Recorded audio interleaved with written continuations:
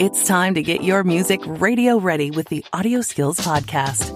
It doesn't matter what type of music you're creating or what gear you use. It's all about the technique. Get ready to turn your home studio into a place where your music goes platinum. Now give it up for your host, Scott Hawksworth. Hey, what is up, everyone? Scott back with you here for another edition of the Audio Skills Podcast. We have got an awesome show for you this week where we're going to be talking about digital audio workstations. I really think this is going to be helpful for those of you working in home studios and trying to improve your results, because whether you're recording or mixing, the DAW is truly the heart of your studio. And these days when you're working digitally, all of that magic really happens inside the DAW. Now, to help us out with this, I'm going to be joined by Adam Olson, who is an assistant professor for music production and recording technology at Shenandoah University. But before we get into all that, I wanted to start with our audio tip of the week. Now, on our YouTube channel and on our website, we offer up tips and tutorials to help folks improve their audio skills. But I want to make sure that our podcast listeners also get plenty of key takeaways. So for this week, my audio tip is pretty simple. When you are working in your DAW or DAW, either recording or especially if you're mixing, I recommend that you make use of mix templates.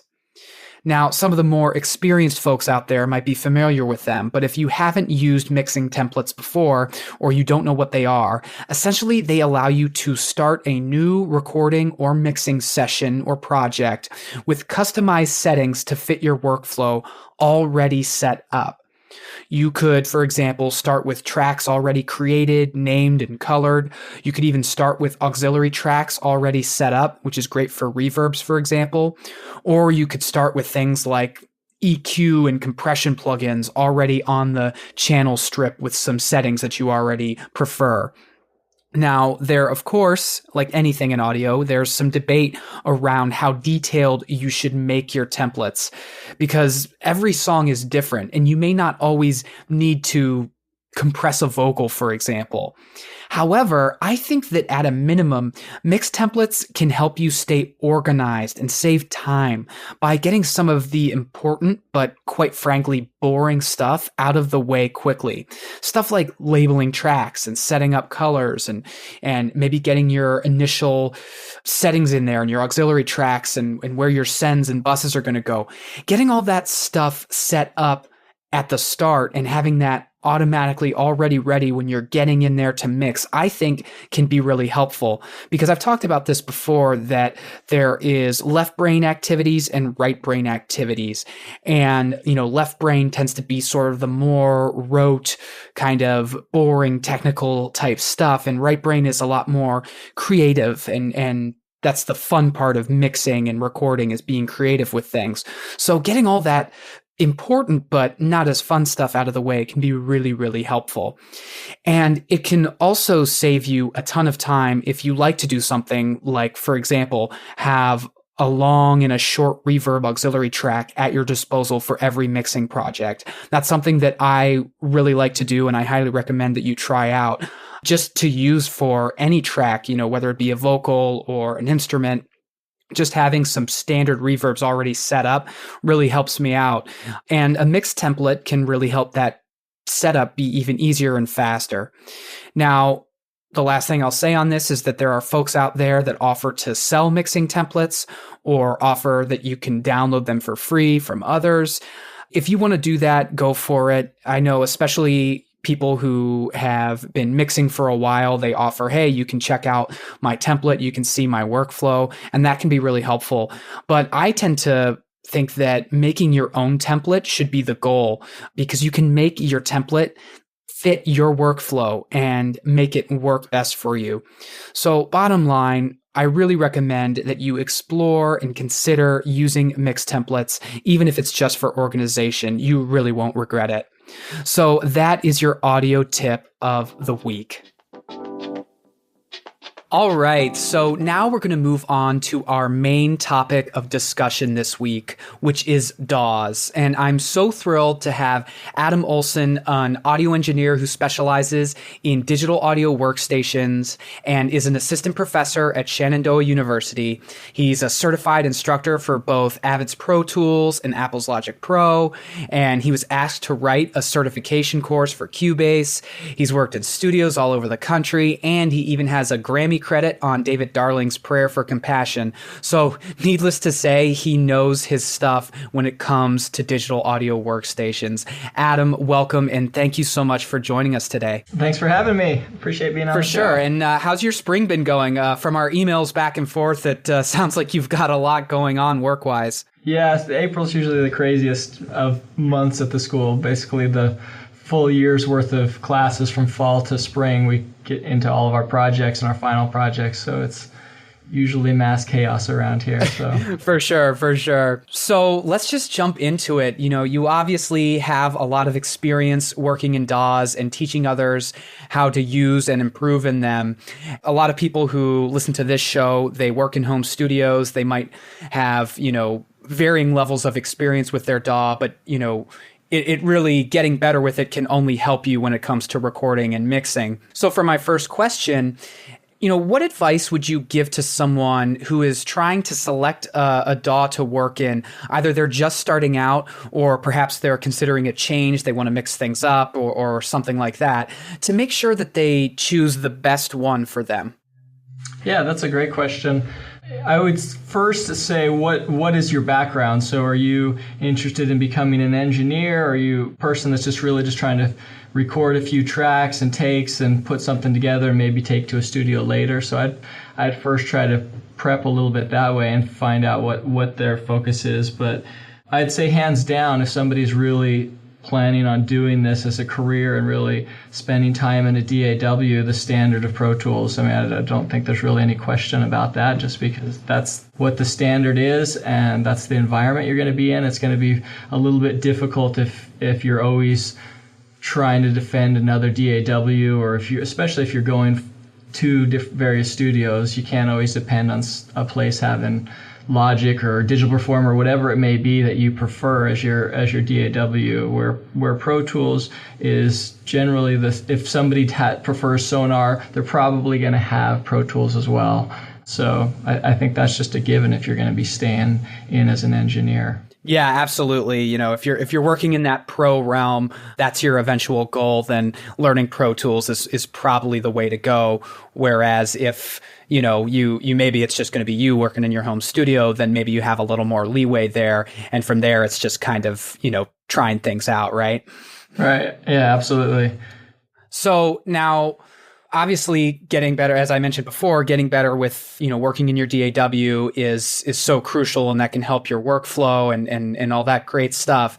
What kind of tips or advice might you have for someone who wants to get better or more efficient with recording and mixing in their DAW as quickly as possible? Yeah. So for me, a little bit of background on myself. I came from playing guitar. I was actually a guitar performance major in jazz and classical, and ended up injuring my hands, and really just came from the ethic of, you practiced. That's what you do, and then you play your gigs and you practice and your gigs. And I don't think that there's really any difference in that. It seems like a lot of times, at least from my experience over the last decade plus talking to people, is it feels like a lot of times people are trying to get shortcuts, or they just expect that it should be done this way. And I've noticed just a lot of complaining about various features that are already there, but people just hadn't taken the time to learn what is it that your specific DAW does, or how does it handle that. And oftentimes it's just legitimate complaints. It just doesn't do X feature. But just taking the time to try to figure out whatever it is that your workflow is that you're trying to do, and then how is it that your DAW does it. So spending time every day just practicing. So I think that's invaluable, where you're not worried about losing the session or messing up some take that you had with an artist. Just record yourself saying 1, 2, 3, and see what happens when you hit undo. Are the audio files still on your hard drive, or is it removed as soon as you hit undo? Where is it? If you make a mistake, can you get things back and use that to your advantage? So those are things that just do a little bit every day, and you'll have a lot of benefits from doing that. Absolutely. That makes a ton of sense because, it's one of those things where especially, if maybe it's like slower in the beginning, but once you figure out how everything's working and once you kind of learn those features, then it's gravy. Then it's just you get faster and faster at using them and knowing where everything you need is, and it's gonna make everything a lot easier for you, right? Yeah, absolutely. Yeah. So my shift back, this was about 2002-ish, when I had messed up my hands, is I really shifted my practice. I was spending about 13 hours a day just playing and practicing. And I shifted to about 8 hours a day just on Pro Tools at that time. So I shouldn't say I wasn't recording anything. I was recording myself playing guitar and just various things, like I just said, counting 1, 2, 3, checking how things worked, what the grid was. And I did that for months, just every day for about 8 hours. I don't do that anymore just because time crunch. I still practice, but I don't think there's any substitute for that. I think it's really easy to just get in your workflow and your rut of this is how I do something and not realize there's a whole bunch of better ways to do something. For sure. Now, there's a lot of actually debate, I think, I've come across in the audio community around stock plugins. And, some people will swear, well, no, this is the EQ. And if you don't use this one, your sound is going to suffer. Do you really find that there is a substantive difference in quality between stock plugins on the various DAWs out there? Yeah, I think they've changed quite drastically over the years. So the answer is yes, no. 10 years ago, hands down, yes. The plugins that you would buy and that you would invest in, I think there was no question whether there was an audible difference. And I'm, of course, blanketing across DAWs, but that's one of the benefits that we have of time, which blows my mind. Just looking at Logic, you think about Logic, 2008 is when they really switched over, when they went to, I think it was 8 around then, 2009, and you'd spend $1,000 for Logic, and now you get all of these various things that just come with it for $200 or less, and you for the reverb that was in there, that was $500. There's all of them have these stories of just plugins that you would spend all this money on, and then thankfully with time they say, okay, let's just throw that in. We've made our money off of that, and now it becomes just a feature. It's a plugin that's there that you can expect to just use. So starting off, they were pretty basic. I didn't dive into these until about Pro Tools, the end of Pro Tools 4. So when I first dived in, but the plugins, the EQ plugins, they were okay, but EQ3 to me is really where it seemed like they got decent.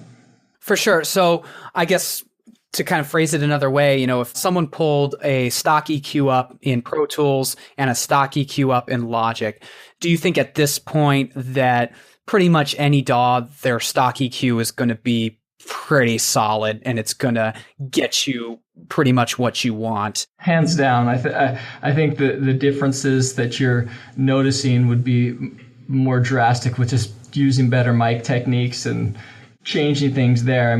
We get pretty tweaky and nerdy about a lot of minute little details, but if you're really trying to go for something that's not there, there's specific things and stuff that makes it much better and easier to work with. Just being able to see a spectrum analyzer behind your EQ and stuff like that, hands down, makes it better. I love in Nuendo and Cubase that they've now got all the notes there, and those things are built in, and those are becoming standard things, like Surfer EQ, where you can ride along with specific frequencies as they change. Those are all things that are helpful, but the ability to be able to carve away something that you need or make it futz it up or whatever you're trying to do, I think you should be able to do that in any stock plugin at this point.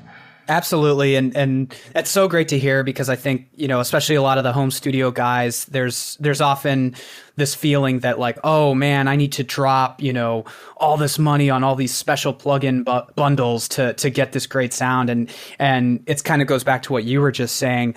You might be better like working on your microphone technique and then using your stock plugin EQ and learning how to better just use an EQ than go out and say, okay, I'm going to throw down for all these great plugins. Not that those plugins don't have value and they can't be great, because there are a lot of, premium plugins that offer great features, but it's a myth that you just need to spend all this money these days to get these kinds of plugins to get good results. Yeah. And so many of them with the stock plugins come with various features. So if you're trying to get analog emulations, there's so many different filters and slopes and everything else that's in there. Yeah, it's just gotten better and better. So one thing that, as far as the teaching side and learning side, I think is really nice in a lot of the stock plugins now is you're not just grabbing a knob or grabbing a slider or something and trying to adjust. Obviously, you're always using your ears, but you've got your ears and the nice visuals with these plugins as well. So, I think if you're picking those things apart and really focusing on other paid plugins, which is great. There's no reason not to. I think you're probably more getting distracted from making your music than anything else, which is fun. If you enjoy doing that, that's a different story. So no fault for people that enjoy doing that. Right on. So you mentioned teaching. So when you are teaching students how to use a DAW, or either they're trying to get better at it or just familiarizing themselves, what are some of the most common, I guess, roadblocks or trouble spots that you've seen students run into that you have to help them through? Sure. If we're talking just starting off from scratch, because a lot of our students come in here at Shenandoah University, they come in as musicians, so we don't expect that they've had a lot of mixing background. Some of them do. Some of them have done a lot of live sound gigs or been in studios, but that's not a standard. Music first, and then we feel like we can train from there. So with that, a lot of times people haven't really even touched DAWs on computers, and it seems to be just understanding things like buffer size and changing your drivers and how that's different inside a DAW than choosing it inside your system preferences. Those seem to be things, for whatever reason, seem to hang people up. And in fact, when I first started doing this, even professionals that, they've been mixing records for years, switching over to a DAW, that just seemed like a difficult transition, which is another reason why for years I'd always recommend, even for people just starting out, go with Pro Tools, because it's their hardware, and basically if you're starting up and booting up, then you know that you're using their hardware, you're not having to mess with any of that. Right on. So a lot of the challenge might just be on just getting used to sort of where things are, and then some of the more technical things like, I don't know what buffer size, what does it mean, how do I change it, all that kind of thing. Yeah. A lot of times, those things starting off, it's just frustrating, and I can relate to this. I think we all can. It's easy to put yourself in the mindset of, I wanted to do this, and it's not doing this. So if I could give an advice there, an advice I give to my students, and this may sound stupid, but stupidly obvious, is ask yourself, why should the computer do what you want it to do?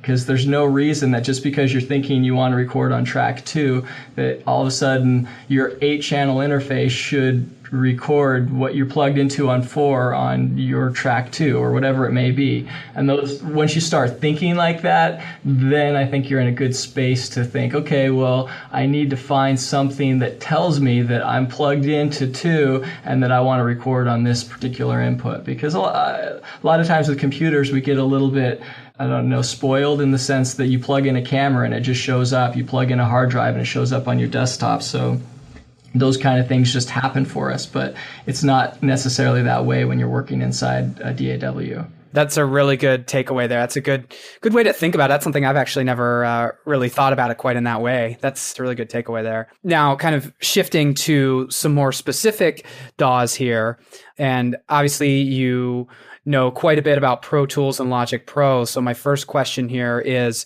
are there any great Pro Tools features that, maybe they're less well known or used that you think people should know about? And if so, what makes them great? What are they? Mm-hmm. Yeah, I would say probably one that I absolutely love and use all the time, I don't see used frequently, and I've been around to several studios and watched engineers work, is just doing split finger, which I work on a Mac primarily, so Control Command. And then I stole that from Rob Campbell, by the way. He's an amazing Pro Tools instructor. Control and Command and clicking on any parameter in Pro Tools. So if you want to go in and deal with your volume automation, so I'm in the edit window in Pro Tools, I just click on my volume, and then all of a sudden I'm editing all my volume in that playlist. If I want to edit my mutes or I want to edit any parameter inside a plugin, that automatically just shows up, which is really nice. That's a feature that to me, it's hard to go without that. I don't want to be dragging down and looking through all the lists of different things that I can do. Oh yeah, no, that's a nice little shortcut there. Yeah. So going by the same token, going back to the waveform, you just click on the actual title of the track. If you want to get into your playlists and edit those, you'd click just to the right where the little drop down is in the playlist. So those are other quick ways just to get there without having to click and do drop downs. With all those, I mean, key commands, students kind of joke around me, is I'm constantly doing key commands. One of my things that I do daily is I spend 25 minutes a day just going through key commands, just practicing, refreshing myself on key commands. So there's a lot of things to relearn and re-go through. But I mean, if you think about it, it's kind of the Stephen Covey, his approach of sharpening the saw. We often get kind of stupid in the sense that we're constantly working back and forth and never take the time to go sharpen the saw. So anyway, I'm getting off on a little bit of a tangent, but those are things that I think really, if people just took the time, back to your earlier question, just to kind of go through, they'd find those fairly easily. I mean, it's not like it's that hidden. Another one that Pro Tools in particular that I use all the time, I think is fantastic, is working through the playlist. I generally will leave my main playlist as an empty track, especially on vocals, and then I'll make a new playlist, which it auto defaults to .01, .02, and I'll do my multiple takes that way, and then copy and paste through those. I've got macros and things that I've set up for this, but just soloing through those takes, and then Control Option V, just pasting basically what your selection is into your main playlist, which is kind of nice. Those are all features that have been there in Pro Tools since I think since 7.4, I think is when that first got added. Wow, right on. So now you also know a bit about Logic Pro. So are there any Logic Pro features that are less well known or used that, you think people should know about? And if so, what are they and how do they help? Sure. Becoming less well-known, I would say, is the environment. I'm still a huge fan of the environment. I teach a MIDI class. I don't know of another DAW that teaches MIDI as well as Logic does. I think everybody knows that Logic is pretty strong in its MIDI. There's some weaknesses there that I wish they had, but the environment, if people are not familiar with the environment, basically being able to click and drag and connect anything that you're trying to route with MIDI and see what's being changed, run it through a transformer, being able to do crossfades with a single fader, just stuff you may not think about because you may not understand really what's going on with MIDI. Want to change volume between two different faders. All of that is linked inside the environment that Apple's tried to hide away a little bit more and become a little bit more like Pro Tools. They've automated a lot of features. I personally love those features in there, and being able to select and have certain delays and stuff that you use constantly and save them as macros and being able to move them between project to project. Apple hasn't really invested much energy in updating the GUI on any of that stuff, so when you go in there it looks pretty old school and kind of, I don't know, by today's standards may look like something you don't want to mess with, but it's still just as strong. It just doesn't look pretty. Right on. So now here's actually just another question. We were talking about different kinds of versions of these DAWs. You mentioned different versions of Pro Tools and things like that. And obviously you've worked in many different DAWs and have seen different updates and versions. Of all the features that have been added, and you can choose, if it's Pro Tools, that's fine. Of all the features that have been added, what do you think has been among the most useful? For me, I do songwriting. I've worked for a couple of years with this artist, Travis Buell. I've absolutely loved having inside Cubase, and if I can shift over to neither Logic or Pro Tools, just being able to go in and edit the MIDI notes and have all the vocals and everything that we do there be able to be mapped to notes and to keys and to be able to have a chord track. So these things are, so people that may be familiar with Logic and Pro Tools, yeah, we've got a chord track in Pro Tools. We've had that, again, that's for 7.3. I think they added that feature. We've got the ability to work in scores and all that, but just being able to have things, have the DAW recognize your key, be able to label all of those so you've got colors that show up, that show you your green, you're in your chord, your blue, you're in your scale, or your red, you're completely out, and then stack those on top of each other for audio, and particularly vocals is where that I find that extremely helpful. That is a godsend to be able to do that. I absolutely love using that and working with that. It makes just songwriting a dream and a pleasure, even if you're not changing any of the pitches, just purely analyzing things. It's just, if you've got some music background and understand a little bit of that, it just makes it quicker. It makes it faster to see what's going on and to hear. And really, I mean, it's easy to mock on like, hey, we don't mix with our eyes, we mix with our ears, but how many of us are that much faster just seeing, okay, I can see where the end of the song is, I can see there's noise or whatever it may be, I want to trim it off. Well, guess what? That affects your ears, but you used your eyes to get there. So those things, I mean, they work in tandem, and they make workflow a dream, at least to me. So that's been a huge one. I've absolutely loved being able to do that. Yeah, absolutely. And I love kind of what you're saying about, yeah, obviously we mix with our ears, but, especially when we're working in DAWs, they just keep adding so many of these features and things like that you can use your eyes and, look at the waveform, see what's going on and kind of work together, because that can speed things up and help you out. So now, if you could add any feature to any DAW, what would you add and why? Like, if you could wave a wand and say, all right, I now have given us this feature.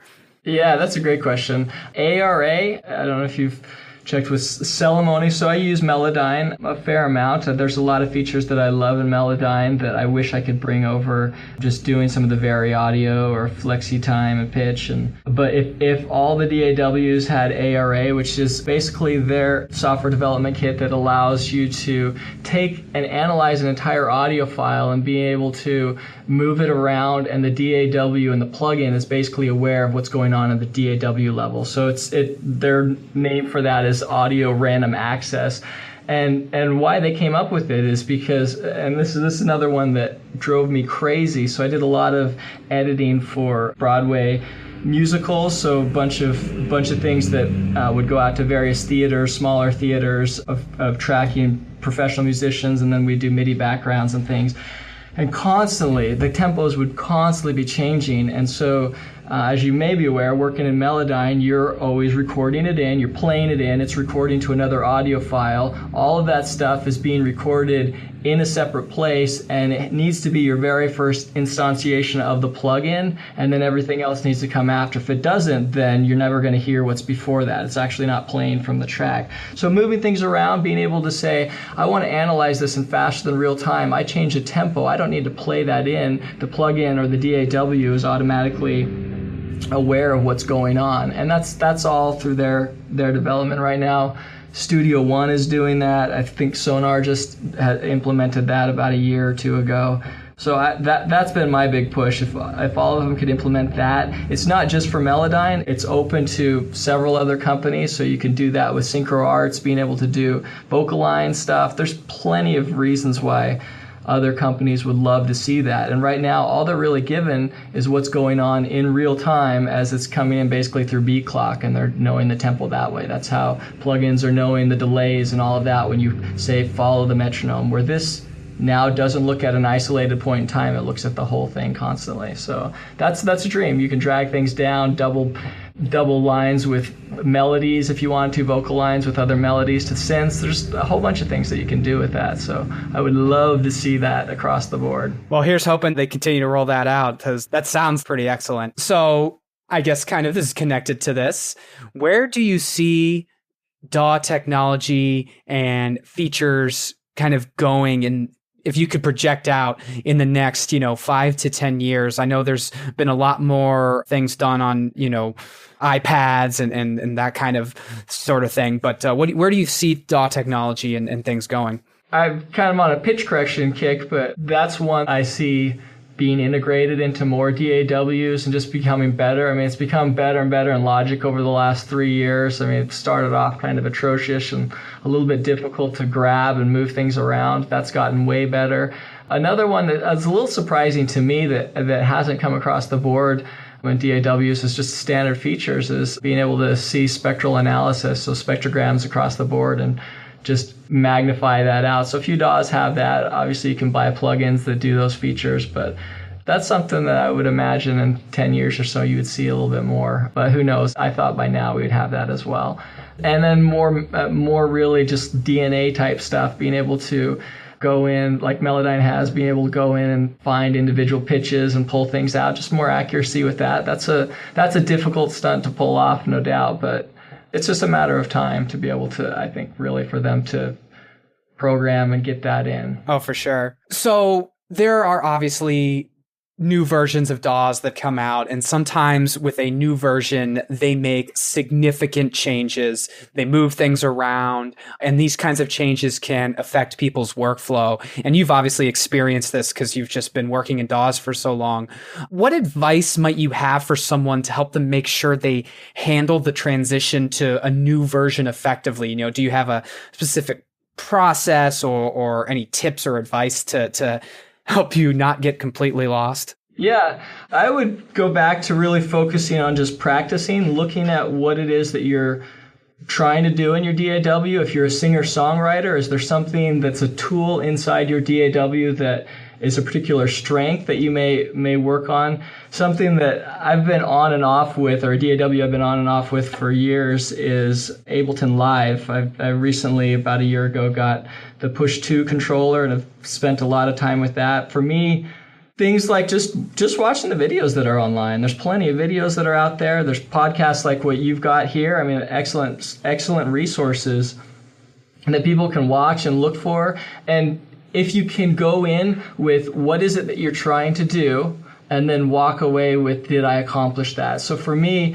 that's probably the best advice that I could give of anything is you're practicing, and then have a measurable goal. What is it that you're trying to do? Because it's super easy to get lost in a forum or get lost on just watching video after video, and then, okay, you learned a lot, but was there something specific that you were trying to do that actually made that task possible? So both are good. I think there's a time to just kind of veg out a little bit, learn a whole bunch of things that you may not have even knew existed, but have a focus time that, okay, I really need to know, how do I loop record on these pads, or how is it that I can change the tempo and the pitch in this particular loop? Whatever it may be that would really assist and help you in your songwriting, your engineering, focus on that, and then just go one step at a time. What's the next thing that you need to learn? What's the next thing that you need to learn? Okay, cool. There's a feature you absolutely love in Pro Tools. It doesn't exist in Logic, or it doesn't exist in Nuendo. Has anybody found a workaround that makes it work, but you had to maybe use a third party, or you had to do a couple other features, third-party software to do that? Make it happen. So whatever it is that you're trying to do, and then you have something that you could walk away with that, okay, cool, I accomplished this task today.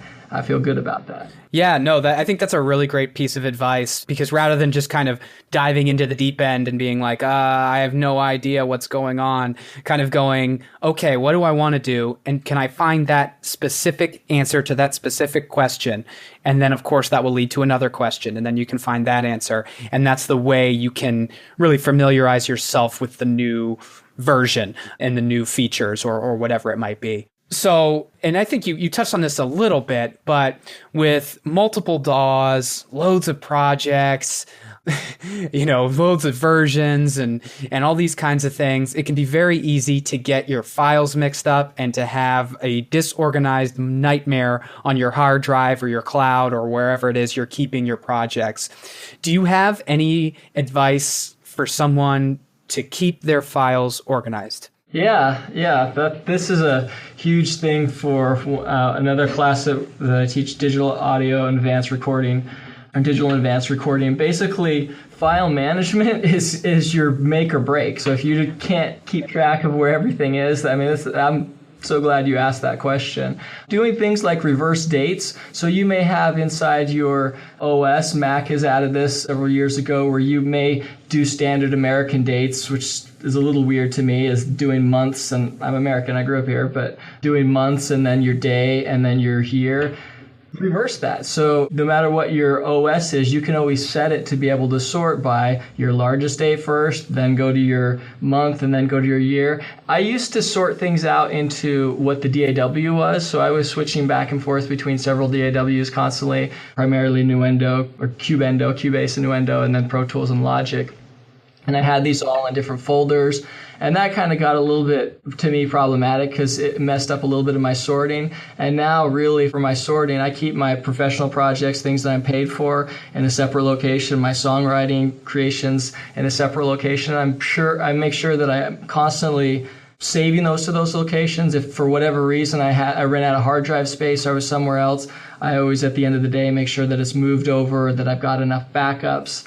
But file management, whatever it may be that you come up with, make sure that you're doing it and you stick to it. That's the biggest thing. To go back, this work has already been done for a lot of us, and the Grammy Association has a whole article. They've got a long version that you can read of this and a quick version of basically good practices for DAWs. So I would just search DAW and Grammy. It will be your first hit, and they've got several different recommendations for that. So read through that. You may or may not want to implement all of those, but it's a good practice just for yourself. Even if your sessions never go from one place to another place, they get into things that may be more deep than you'll ever do, like working with slave sessions and master sessions and how to import and drag things back and forth. But just the naming schemes, always naming your files beforehand so you don't have 4,000 audio files on your disk that say audio 1, right? So those are just givens really in all your DAWs. So stuff like that, just get that done first. Save templates for things that you do constantly, because if you don't do that, chances are you're going to try to set something up really quickly and things are going to fall apart a little bit for what your normal workflow is. So, and then cleaning up. You always got to take time to do your cleaning at the end of the day, really, of what all the extra junk is. And that's one that I'm a little bit guilty on, but this is not so much of where things are, but just clean junk up. I mean, if you know there's 15 bad takes in there, do you really need to save it? I'm probably the worst at that I might want to go back to that, but chances are you're hoarding. Not going to go. Yeah, audio hoarding. Well said. You just delete it. Make the choice now. You just heard it. Do you really need to listen to that again? I mean, life is short, so just get rid of it. Yeah, I think those are all great tips. And that's something, it's kind of interesting you were talking about how you had different folders for your different DAWs, because I do a little bit in Logic and a little bit in Pro Tools and a little bit in Ableton, and I have different folders. So maybe I need to rethink how I'm doing that, because I don't want to get in a situation where it kind of gets too cumbersome. Yeah, and that's only because I have professional recordings where I am working in Nuendo, and now what do I have? Another subfolder of subfolders. It just got a little bit too much. So I was bouncing back and forth between projects with one artist. We were working in Pro Tools and we were working in Nuendo, and it just made more sense to create it for that artist. So I generally will keep it per the artist and then whatever the particular session and then the dates within that. So on that same token, and you can do this Mac and Windows, if you really have a workflow like that, it doesn't hurt to create aliases or shortcuts to those. Those are other things you can do. Smart folders are other things that can help with that. But just keep in mind that those things can be broken, the links can be broken, and that can get a little bit messy as you're doing transfers. So simplify and really read the guidelines, I would say, first, and then go from there, whatever your workflow is. Right on. Well, Adam, I wanted to thank you so much for joining us today. I think this has been really informative and really great. And kind of to sum it all up, I think the key takeaways here are, the DAW is the heart of your studio, I think, in a lot of ways. And sometimes you just got to get in there and familiarize yourself. there are shortcuts in DAWs that you can learn, but there's no shortcut to learning your DAW, if that makes any sense. So thank you again so much for joining us. Yeah, it's been a pleasure. Thanks for having me on the show. Right on. Well, that's all for our show today. Again, a huge thank you to Adam for joining me. And if you'd like to learn more about his work, you can find him on LinkedIn or studioprime.com. And thank you guys so much for listening today. And for links and information about today's show and our guest, you can please check out our show notes at audioskills.com/podcast. Ready to go even deeper with your recording, mixing, and music production? We've got all the info and techniques you need in one place so you can turn it up. Go to audioskills.com and access a huge library of video tutorials and private workshops so you make progress even faster. Come back next week for a brand new episode of the Audio Skills Podcast.